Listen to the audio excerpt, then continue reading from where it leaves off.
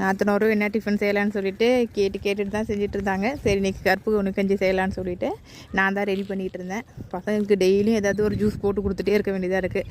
அதனால் இன்றைக்கி அவங்களா ரெடி பண்ணுறேன்னு சொல்லிட்டு தான் லெமன் ஜூஸ் தான் ரெடி பண்ணியிருந்தாங்க. நாத்தனார் ஈவினிங் ஒரு ஸ்வீட் செஞ்சுருந்தாங்க. நிஜமாகவே செம்ம டேஸ்ட்டாக இருந்துச்சு. இது அரேபியன் பிரெட் புட்டிங்காக. பாலை வந்து நல்லா சுண்டை காய்ச்சிக்கிட்டாங்க. அதுக்கப்புறம் கொஞ்சம் பாலில் கஸ்டர்ட் பவுடர் கலந்து வச்சுட்டு அந்த பால்லேயே ஆட் பண்ணிக்கிட்டாங்க.